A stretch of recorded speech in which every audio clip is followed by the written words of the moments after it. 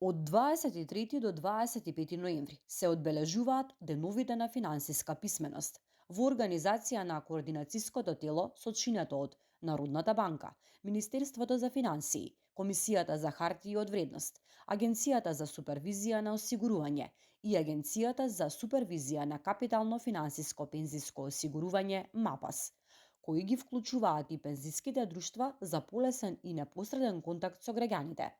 Овие денови на финансиска писменост изобилуваат со богата програма во која се вклучени низа активности. Од резултатите од спроведените анкети, но и имајќи ги предвид ризиците кои се појавуваат при користењето на финансиските производи, координацијското тело пред неколку години констатирало потреба од системски пристап во превземање мерки со цел информирање на јавноста за финансиските производи. Дарко Саздов, член на Советот на експерти при МАПАС, вели дека на забележително ниво е дигиталниот пристап на користење на финансиските производи од страна на субјектите, така што од повеќе аспекти се разгледуваат можностите за максимална заштита на членовите. Како агенција ги разгледуваме подобрување на регулативата, што може да придонесе кон подобра заштита на членовите. Се прават анализи на одредени ризици кои се однесуваат за подобрување, за заштита на членовите. Знаете, многу е потребно јавноста да добива точни информации, да има еден транспарентен систем на пристап до информациите. И од тој аспект сите овие активности се насочени за заштита на потрошувачите. Саздов дополни дека во координацијското тело со посебно внимание е вклучен и граѓанскиот сектор. Едноставно апел до граѓанскиот сектор да се вклучи во финансиска едукација секој од свој аспект што покрива одредени групи од населението, дали возрастни категории, дали одредени етнички групи, одредени општини што покриваат, одредени образовни, одредени економски сектори, образование, лекарски, каде што ќе може граѓанскиот сектор полесно да пристапи до одреден економски сектор со цел во заеднички напори со супервизорот и приватниот сектор кој ги нуди финансиските услуги, да им бидат достапни информациите кои ги нудат и со цел да бидат информирани и да едноставно да знаат да управуваат со финансиските производи што им се достапни на сите граѓани во нашата држава. Се разбира, тука се одредени финансиски производи од банкарскиот сектор, како депозити, кредити, од осигурувањето, осигурителни производи, од различни хартии од вредност, инвестицијските фондови што ги нудат производите и секако нашиот сектор што го покрива делот за капитално финансирано пензиско осигурување. Го прашавме на какво скалило е финансиската писменост кај македонското население. Од година во година се подобрува финансиската писменост, но се уште треба многу да се работи уште за поголема едукација на населението. Особено кај нас во пензиското осигурување посебен аспект се младите. И многу е потребно да се насочиме кон младите, бидејќи тие што повеќе добиваат јасни информации и се свесни и добиваат се поголема финансиска писменост, е огромна сигурност и за развојот на еднината на државата. Бидејќи врз основа на тие економски вредности се гради развојот на нашата држава. Од тој аспект, значи, посветуваме целосно внимание во изминатиот период агенцијата МАПАС целосно се посвети на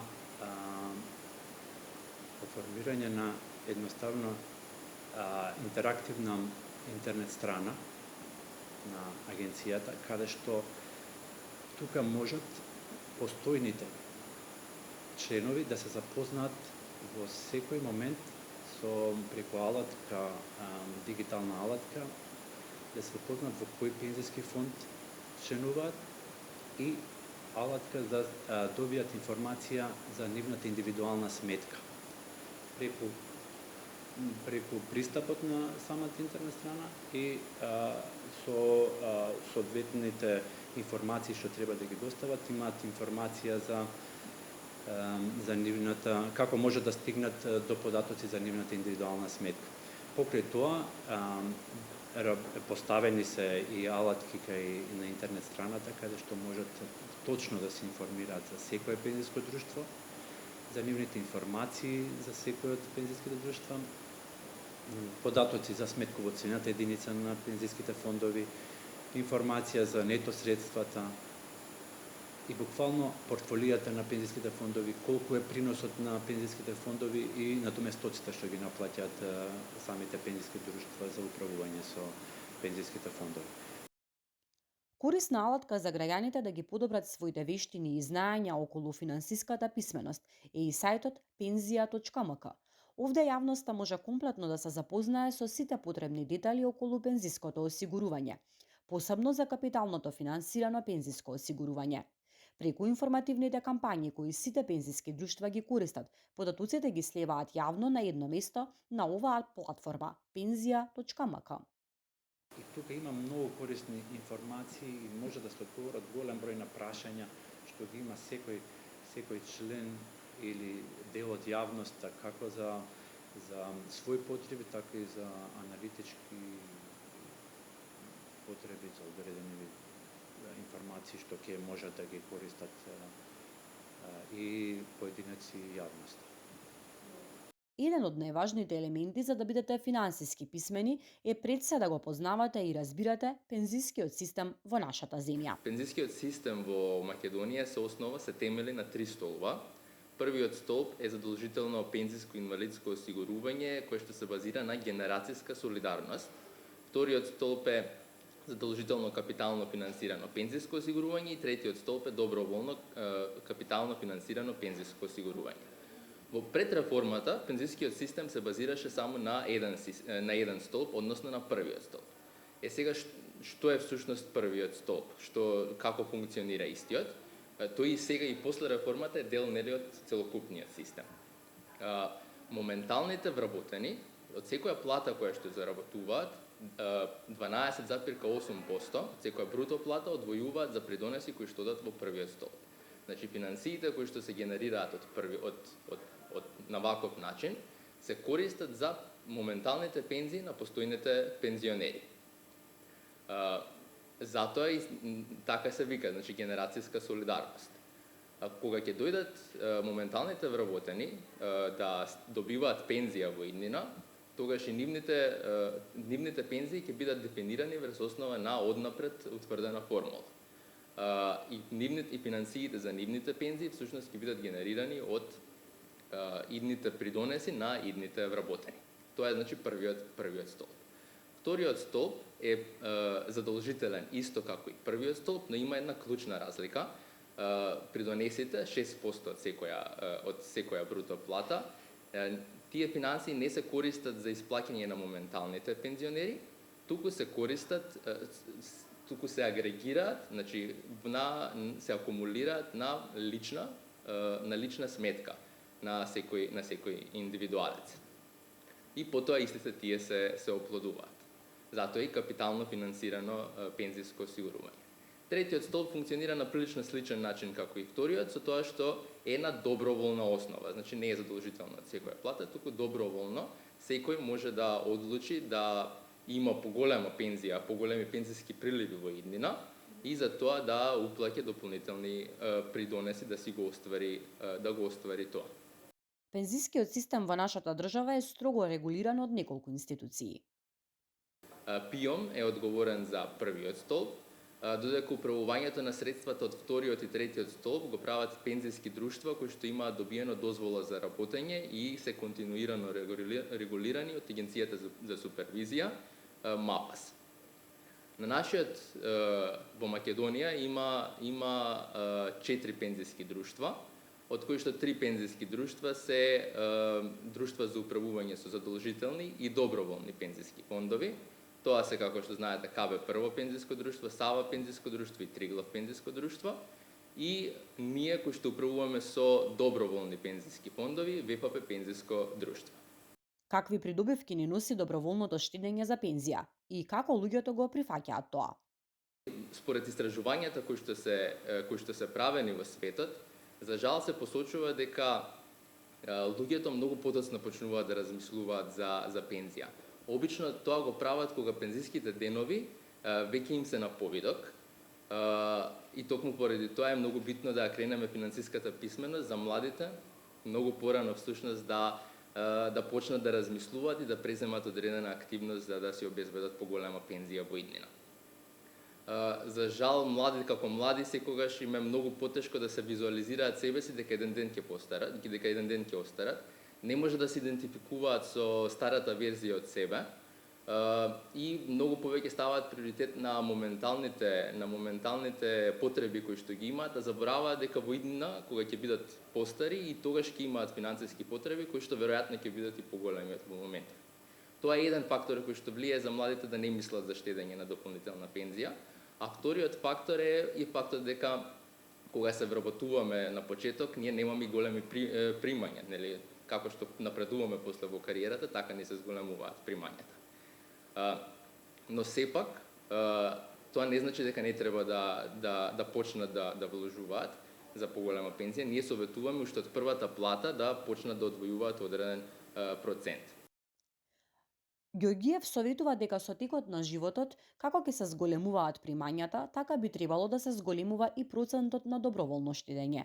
Денес наведу малата заштеда во иднина би значала многу. Ова е моќен ефект познат како вкаматување. Ајнштајн го има наречено 8-то светско чудо. Тоа всушност е камата на камата, добивка на добивка, принос на принос. Значи, добивката ви ствара нова добивка. Тоа е посебен ефект има кога се работи на долгорочно вложување, како што е всушност штедењето за пензија. И токму поради тоа, дури и малите износи на долг рок може да имаат голем ефект. На Запад има едно финансиско движење, посебно кај милениумците, кое што се вика FIRE Movement, или надолго кажано Financial Independence Retire Early. На македонски тоа се преведува како финансиска независност, рано пензионирање, каде што главна компонента е младите да кратат на своите трошоци и многу поголем дел од своите приходи да ги насочуваат кон штедење за пензија за порано да се пензионираат. Дури идат до 50% од приходите да се трудат да ги заштедат за порано пензионирање. Нашиот систем ја нуди можноста за 10 години порано пензионирање, односно 52 години за жени и 54 за мажи. Посебно овој тренд се надеваме дека ќе земе замав, ајде да кажам, и во нашата држава. Највеќе би очекувале да почне од оние вработени од IT секторот, бидејќи најверојатно и тие најмногу може да одвојат дури и 50% од примањата да ги заштедат за доброволно пензиско осигурување.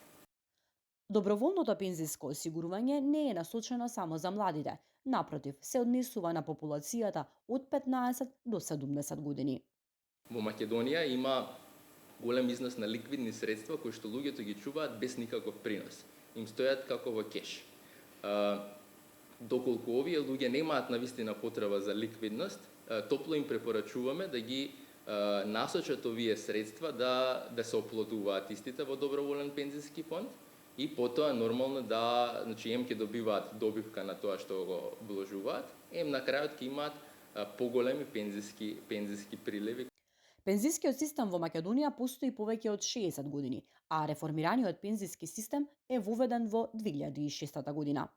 Зошто дојде до реформата во 2006 година? Неповолните демографски фактори кои што изминатите периоди се случуваат кај нас, па и пошироко во светот, се една од основните причини за политиките, за пензиските политики кои што се креираат од страна на државите. Старењето на населението, ниската стапка на фертилитет доведоа до потреба од темелна реформа на пензискиот систем. Од една страна, бројот на пензионерите беше зголемен, бројот на активно население беше намален како резултат на негативните економски текови во изминатите 15, 20 години, 25 години порано. Сето тоа доведоа до креирање на нови пензиски политики во државата. Зголемениот број на пензионери од една страна и намалениот број на активно население од друга страна го поремети соодносот помеѓу пензионер-вработен, вработен пензионер, кој што е основа на пензискиот систем кој што постоеше кај нас до 2006 година. Ова е наметна потребата од темелна реформа на пензискиот систем во државата. Реформираниот пензиски систем постои од 2006 година со воведување на задолжителниот пензиски фонд и 2009 година кога почна да функционираат доброволните пензиски фондови. Задолжителните пензиски фондови функционираат на принцип дефинирани придонеси, што значи дека се уплаќаат придонеси за доброволни за пензиско инвалидско осигурување во фондот за ПИОМ, 2/3 од придонесот останува во фондот, а 1/3 се трансферира во приватните пензиски фондови на лична сметка на членовите. Тие средства се инвестираат во висококвалитетни харти од вредност, се капитализираат, а остварената добивка се прераспределува сразмерно на сите членови во фондот. Нашата цел е да обезбедиме поквалитетен живот на пензионерите, односно поквалитетен животен стандард на членовите и нивните пензионери со долгорочен раст на средствата. Во време на пензионирање членовите ќе добиваат пензија од два извори: фондот за ПИОМ и приватните пензиски фондови. Во доменот на работата на пензиските фондови клучна е и финансиската едукација на населението. Најпрво ние доставуваме годишни извештаи до сите членови, каде што точно и транспарентно се прикажуваат уплатите на индивидуални сметки, структурата на инвестициите, приносот, превземаниот ризик.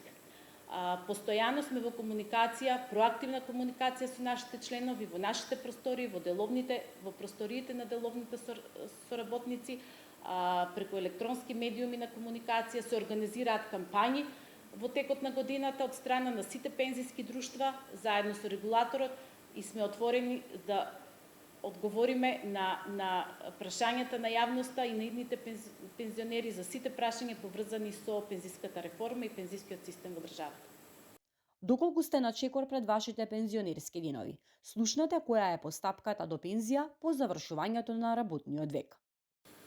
Постапката е слична како и досега, односно таа започнува со поднесување на соодветното барање до Државниот фонд за пензиско и инвалидско осигурување.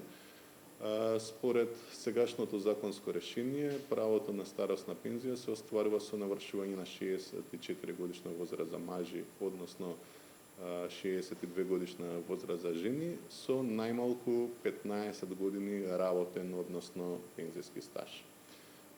Потврдата за остварено право на старосна пензија од Државниот фонд понатаму е клучниот документ со кој што постапката продолжува пред пензиското друштво од вториот столб во моментот во кој што членот бил осигуреник во моментот на неговото пензионирање. Од што зависи висината на пензијата? Низ текот на својот работен век секој осигуреник ствара пензиска заштеда, капитал, кој што во моментот на пензионирањето ќе биде основица за пресметка на пензијата. Значи, за пензијата од првиот столб ќе зависи должината на работниот век, полот на осигуреникот и заменската стапка која што се пресметува за секоја година работен стаж. Кај вториот столб главниот фактор е износот на вкупно акумулираната пензиска заштеда. Николовски ни објасни на кој начин може да биде исплатена пензијата од вториот столб. Постојат два законски предвидени начини на исплата и комбинација помеѓу тие два, со тоа што едната опција е да се повлекуваат средствата директно од пензискиот фонд во кој што сте членувале, и тоа се нарекува стручно програмирани повлекувања, А другата опција е со износот на целата ваша пензиска заштеда која што е акумулирана да купите ануитет од друштво за осигурување на живот со соодветна лиценца и на тој начин пензијата да ви биде исплаќена од тоа друштво за осигурување на живот. Главната разлика помеѓу едниот и другиот начин на исплата или, да кажам, избор на осигуреникот, бидејќи повторувам и кај едното и кај другото се работи за доживотна исплата на пензија, е што кај ануитетот, бидејќи е тоа полиса за осигурување, односно облигационен однос со друштвото за осигурување, имате гарантиран пресметан износ на доживотна пензија, но во најголемиот дел на случаи нема наследување на средствата во случај на смрт на корисникот на пензија, додека кај исплатите од пензискиот фонд, односно програмираните повлекувања, секоја година се прави ревалоризација на износот на пензија за наредни 20 години, значи се почнува со првите 20 години, па потоа наредната година за наредни 20 години, што значи дека износот на пензијата може да варира. Меѓутоа, доколку настане смрт на корисникот на пензија, а има дел од неискористени средства, да кажем, од неговата пензиска заштеда, во тој случај тие се предмет на наследство од неговото семејство. Осигуреникот има лично право на избор за начинот на повлекување на средствата.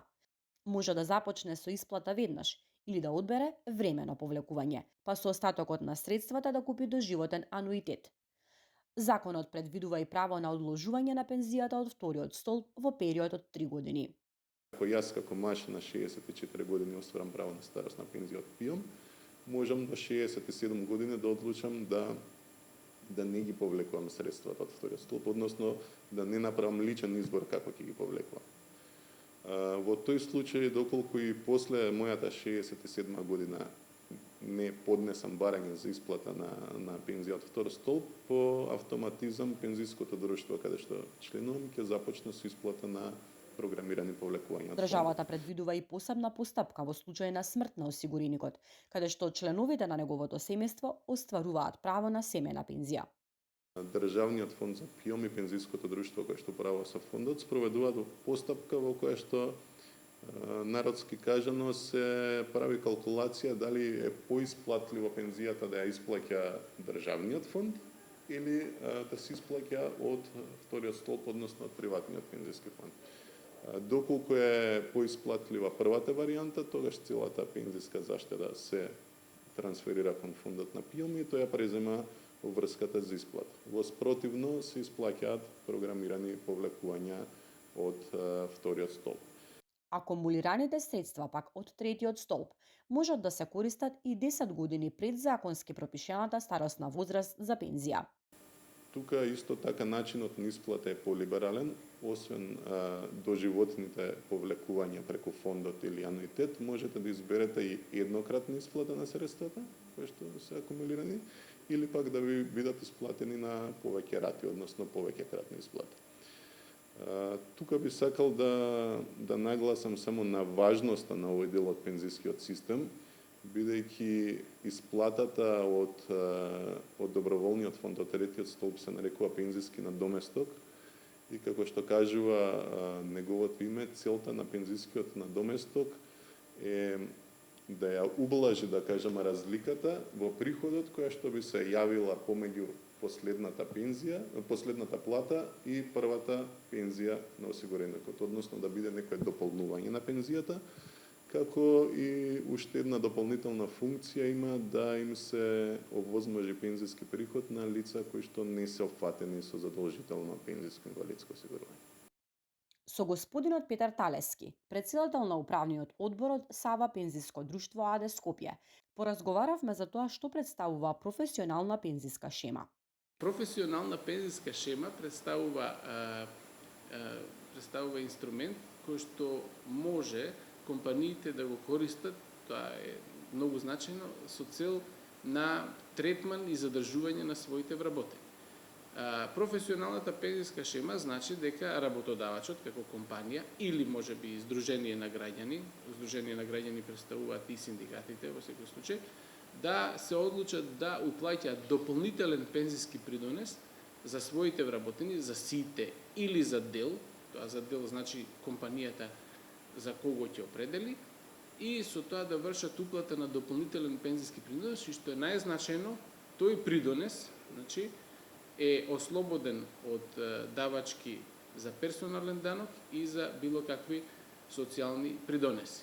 И во таа ситуација, тоа е сегмент од пензискиот систем на државата, значи пензискиот систем кај нас се базира на 3 столба, ова е дел од третиот столб, и компанијата уплаќа дополнителен пензиски принос во рамките на третиот столб за, како што напоменав, за своите дел или целосно за своите вработени.